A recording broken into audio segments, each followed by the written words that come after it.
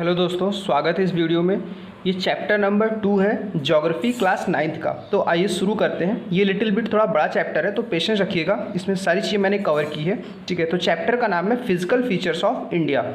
ठीक है, इसमें सबसे पहले आप एक वर्ड जान लीजिए। इसमें आपको मिलेगा ट्रांस बाउंड्री रिवर्स या फिर ट्रांस बाउंड्री हिमालयास। तो ट्रांस बाउंड्री वर्ड का मतलब है इंटरनेशनल बाउंड्री। ठीक है, जो मोर देन 1 कंट्रीज़ में एग्जिस्ट करे या फिर पाई जाए तो उसे आप ट्रांस बाउंड्री यूज़ करेंगे वहाँ पे। ठीक है, चलिए कुछ और टर्मिनोलॉजीज हैं, सबसे पहले उनको जानते हुए आगे बढ़ते हैं।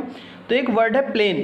प्लेन मतलब क्या होता है कि जिसका सरफेस एरिया एकदम प्लेन टाइप का हो, मतलब बहुत ऊबड़ खाबड़ ना हो। ठीक है, ऐसे ज़मीनी एरिया को आप क्या बोलेंगे? प्लेन। उसके बाद हिली रीजन क्या होंगे? तो जिनका टेरेन जो होगा वो रग्ड होगा, ऊबड़ खाबड़ होगा। रग्ड मतलब होता है ऊबड़ खाबड़। ठीक है, जैसे माउंटेन हो गया, वैलीज हो गई, है ना। माउंटेन्स में क्या होता है, आपको हाई मिलेगा, फिर वैलीज में डाउन जाएगा, ऐसे अप डाउन मिलता रहता है, तो रग्ड टोपोग्राफी कहा जाएगा इसको। ठीक है, अब इंडिया के मेजर फिजिकल फीचर्स का क्लासिफिकेशन किया गया है। तो जहाँ भी आपको फिजियोग्राफी ऑफ इंडिया शब्द मिले तो उसका मतलब है कि वहाँ पे फिजिकल फीचर्स की बात किया जा रहा है। अब इंडिया के फिजिकल फीचर्स में क्या क्या चीज़ें हैं? तो पहला हिमालयाज माउंटेन है। ठीक है, एकदम नॉर्थ में इंडिया के हिमालयन माउंटेन्स पड़ते हैं, आप सभी को पता है। उसके बाद उसके जस्ट नीचे प्लेन, नॉर्दर्न प्लेन्स हैं। ठीक है, जिसे वो गंगा ब्रह्मपुत्रा प्लेन्स भी कहा जाता है। उसके बाद नॉर्थ वेस्ट में जहाँ राजस्थान पड़ता है वहाँ पे आपको डेजर्ट मिल जाता है। उसके बाद प्लेटू, ठीक है, पेनिसुलर एरिया में जो आपका साउथ इंडिया है, डेक्कन प्लेटू पूरा जानते हैं आप। ठीक है, उसके बाद आइलैंड्स, फिर कोस्टल प्लेन्स। ठीक है, इतने फिजिकल फीचर्स इंडिया को डिवाइड करते हैं, फिर इंडिया को इतने फिजिकल फीचर्स में क्लासीफाई किया गया है। आइए एक टर्म और है, रेलिफ मतलब क्या होता है जान लेते हैं। तो रेलिफ का सिंपल मतलब होता है कि सरफेस फीचर्स ऑफ अर्थ। ठीक है, सरफेस पर आपका लैंड है, सॉइल है, उसका सरफेस फीचर कैसा है। इट मीन्स सिंपली माउंटेन्स है, वैलीज हैं, या प्लेन एरिया है, या फिर उसका अदर कुछ फीचर्स हैं, तो सरफेस की जो फीचर्स है उसको रेलिफ कहा जाएगा। ठीक है, अब एक इसमें टर्म यूज होता प्लेट टेक्टोनिक थ्योरी। तो प्लेट टेक्टोनिक थ्योरी क्या कहती है? इसके अनुसार कि the crust of earth has been form out of 7 major and some minor plates. ठीक है, जो हमारा अर्थ सरफेस, जो बाहर का मिट्टी एरिया या फिर ज़मीन दिखता है जिस पे हम चलते हैं, ठीक है, वो क्या है कि 7 मेजर प्लेट्स, ठीक है, 7 बड़ी बड़ी प्लेटों से और कुछ छोटी छोटी प्लेटों से मिलकर बना है। प्लेट टेक्टोनिक थ्योरी यही कहती है। ठीक है, तो आपको आई होप समझ में आ गया होगा कि प्लेट टेक्टोनिक थ्योरी कुछ प्लेट्स की बात करता है कि जो हमारी मेजर प्लेट है जिसको हम दिखती है वो भी कई छोटी छोटी प्लेटों से मिलकर बना हुआ है। ठीक है, उनके बीच क्रैक्स हैं, वो क्रैक्स एक दूसरे से डिवाइड हैं। ठीक है, इनके बीच टेंशन या फिर स्ट्रेस क्रिएट होता है जिसकी वजह से बहुत सारी एक्टिविटीज़ जैसे फोल्डिंग, फॉल्टिंग, वॉल्केनिक एक्टिविटीज़, ये सब चीज़ें आप नोटिस करते हैं। ठीक है, इन प्लेट की मूवमेंट की वजह से 3 तरह की मेजर मूवमेंट अर्थ में देखी जाती है। पहली कन्वर्जेंट बाउंड्री। कन्वर्जेंट बाउंड्री का मतलब क्या होता है कि जैसे 2 प्लेट्स हैं, एक दूसरे की तरफ आ रहे हों। ठीक है, छोटी छोटी प्लेट्स में ब्रेक हैं तो क्या होगा, एक दूसरे की तरफ अगर आएंगे तो क्या होगा कन्वर्जेंट। डाइवर्जेंट मतलब एक दूसरे से दूर जाएं। वहीं पे ट्रांसफॉर्म क्या होता है? ट्रांसफॉर्म एक दूसरे के पैरेलल जब मोशन करते हैं, जैसे ये एक प्लेट ये है, आप देख पा रहे हो, दूसरी प्लेट ये, अगर ये ऐसे मूव करे, ठीक है, तो ये आपका क्या हो जाएगा? ट्रांसफॉर्म। वहीं पे डाइवर्जेंट में एक दूसरे से दूर जाएंगे और कन्वर्जेंट में एक दूसरे की तरफ आएंगे। ठीक है, तो आप समझ गए होंगे। उसके बाद इसमें कुछ एक टर्मिनोलॉजी है, अगर आप 7 प्लेट्स जो इसमें मेजर है उसको याद करने की ट्रिक है, तो आप देख सकते हैं यहाँ पर मैंने लिखा हुआ है 7 मेजर प्लेट्स ट्रिक। तो इसके एक वर्ड याद कर लीजिएगा आप, सपने, IASK। ठीक है, और तो इससे क्या क्या हो जाएंगी, तो ध्यान से देखिए कि यहाँ पे मैंने नोट भी कर दिया है। तो S से साउथ अमेरिकन प्लेट, ठीक है, African plate, Pacific plate, north American plate, European plate, Indo Australian plate और एशियन प्लेट। ठीक है, यहाँ पे सारे नोट हैं, आप इसे देख सकते हैं, NCERT में दिया हुआ है इस चैप्टर में, इसलिए मैंने यहाँ पे नोट डाउन कर दिया है।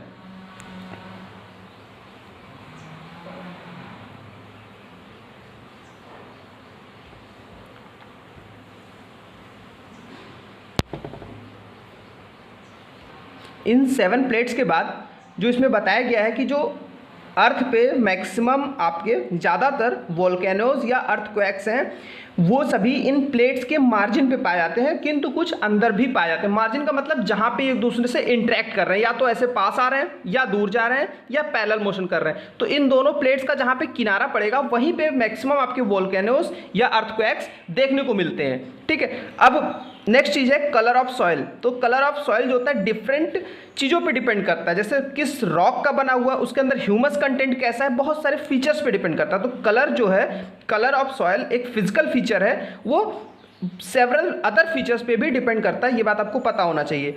उसके बाद इसमें जियोलॉजी ऑफ अर्थ को समझाया गया कि अर्थ का इवोल्यूशन कैसे हुआ। तो कहा गया है कि लगभग 335 मिलियन ईयर्स एगो, ठीक है, अर्थ पे एक सुपर कंटिनेंट था, ठीक है, सुपर कंटिनेंट जिसे कहा जाता था आपको पैंजिया, ठीक है, एक सुपर कंटिनेंट हुआ करता था जिसे पैंजिया कहते थे। उसके बाद एक सुपर ओशन था जिसे पैंथालासा कहते थे।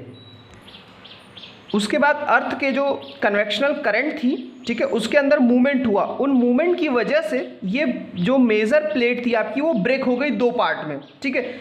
जो नॉर्थ साइड थी उसे लॉरेशिया कहा गया या फिर अंगारा लैंड, और जो साउथ साइड थी उसे गोंडवाना लैंड कहा गया, ठीक है। उसके बीच में जो वाटर बॉडी बनी उसे टेथीस सी कहा गया।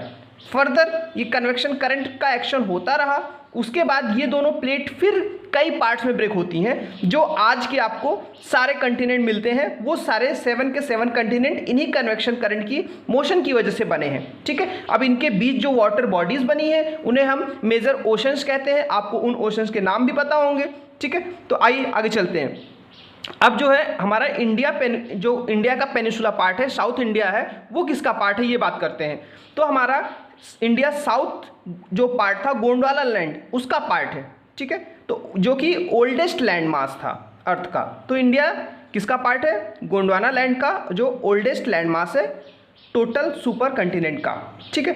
अब बात करते हैं अपने फिजिकल फीचर्स में पहला जो नॉर्दर्न मोस्ट पॉइंट है दैट इज हिमालयास। हिमालयास कैसे बने हैं, तो देखिए जो हमारी टेक्टोनिक प्लेट्स थी वो सबसे पहले एक दूसरे से सेपरेट हो गई ड्यू टू कन्वेक्शनल करंट्स, जैसा कि मैंने यहाँ पे मैप में देखा, आपको बताया, ठीक है। अब बात करते हैं कन्वेक्शनल करंट ने क्या किया। तो जब ये ब्रेक हो गई उसके बाद जो इंडो ऑस्ट्रेलियन यानी कि इंडिया और ऑस्ट्रेलिया का जो मिक्स प्लेट थी वो फिर से after being separated from the Gondwana land shifted towards the north, ठीक है। गोंडवाना लैंड से अलग होने के बाद वो नॉर्थ की तरफ यानी ऊपर की तरफ मोशन करते हैं। अगर हम इस कॉपी के हिसाब से देखें तो नॉर्थ साइड में ऊपर की तरफ मोशन वो करते हैं। उसके बाद क्या हुआ, that resulted collision with huge Eurasian plate, जो कि नॉर्थ में यूरेशियन प्लेट थी उससे इनका टकराव हुआ। Due to this all the sedimentary rocks accumulated in the geosyncline, ठीक है। यहाँ पे एक वर्ड यूज हुआ जियोसिंक्लाइन, तो इसकी मीनिंग आप देख लीजिए, यहाँ पे मैंने नोट कर दिया है, ठीक है, आपको दिख रहा होगा। Geosyncline means large scale depression in the earth crust containing very thick deposit. इस मीन कि अगर कहीं पे जैसे आप मान लीजिए दो साइड से फोर्स लग रहा है तो क्या होगा, बीच में फॉल्ट जैसा क्रिएट हो जाएगा, है ना, ऐसा फॉल्ट क्रिएट हो गया। तो यहाँ पे रिवर द्वारा लाया गया सेडिमेंट्स यहाँ पे इकट्ठा होता जाएगा तो धीरे धीरे ये क्या हो जाएगा, लेवल में हो जाएगा। तो जियोसिंक्लाइन की बात ये कर रहे हैं, ठीक है। तो जियोसिंक्लाइन जिसे टेथीस सी कहा गया, ठीक है। एक बार फिर से आप देख लीजिए, यहाँ पे जो सुपर कंटिनेंट था ये दो पार्ट में ब्रेक हुआ due to convectional current, Laurasia और गोंडवाना लैंड, इसके बीच की वाटर बॉडी को टेथीस सी कहा गया, ठीक है। तो यहाँ पे वही कहा जा रहा है कि जो जियोसिंक्लाइन बना उसे टेथीस कहा गया और वो फर्दर फोल्ड हुआ, ठीक है। उसमें क्या हुआ, प्रेशिंग की वजह से फोल्ड हुई और वो हिमालयास बने। तो ये पूरा उसमें टर्मिनोलॉजी समझाई गई है कि कैसे बने, बिल्कुल रफ तरीके से एकदम शॉर्ट में। अगर आपको पूरा पढ़ना हो तो आप बुक रेफर कर सकते हैं, लेकिन इससे ज़्यादा ज़रूरत नहीं है, आपको बस अंडरस्टैंडिंग होनी चाहिए कि कैसे फॉर्म हुआ था, ठीक है। आगे देखते हैं। जो यूरेशियन प्लेट थी वो बहुत ज़्यादा बड़ी थी, ह्यूज थी, तो उससे क्या हुआ कि जो हमारा पेनिसुलर पार्ट था वो डाउनवर्ड चला गया, ठीक है। कॉमन सेंस है जो भारी प्लेट है उसको ऊपर की तरफ तो मूव नहीं कर पाएगी हल्की चीज़, तो वो डाउनवर्ड चली गई, ठीक है। जब वो डाउनवर्ड चली गई तो क्या हुआ, सब्सिडेंस की वजह से बहुत बड़ा बेसिन क्रिएट हो गया।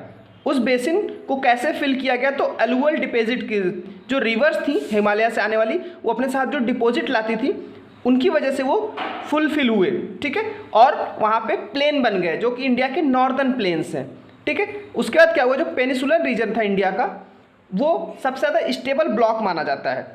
साउथ इंडिया का पार्ट सबसे ज़्यादा स्टेबल माना जाता है, क्यों, देखिए उसके पीछे कुछ फीचर्स भी हैं, जैसे उनका जेंटल स्लोप ऑफ माउंटेन्स है। वो माउंटेन इतने पुराने हैं कि उनके अंदर फ्रिक्शन और बहुत सारे फीचर्स की वजह से उनके स्लोप जो है घिस गए हैं, यानी कि स्लोप उनके बहुत कम रह गए हैं। और वो जो बने हुए हैं रॉक के वो इग्नियस रॉक के हैं या मेटामॉर्फिक रॉक्स के हैं, ठीक है। यानी कि वो बहुत ही स्टेबल हैं और उनके रॉक के फीचर्स ये हैं, इग्नियस या मेटामॉर्फिक, ठीक है। और उनकी वैलीज़ जो है वो बहुत डीप नहीं है, नॉर्मल वैलीज़ है। आप क्या है कि जैसे कुछ होते हैं ना बहुत शार्प वैलीज होती हैं और वो जैसे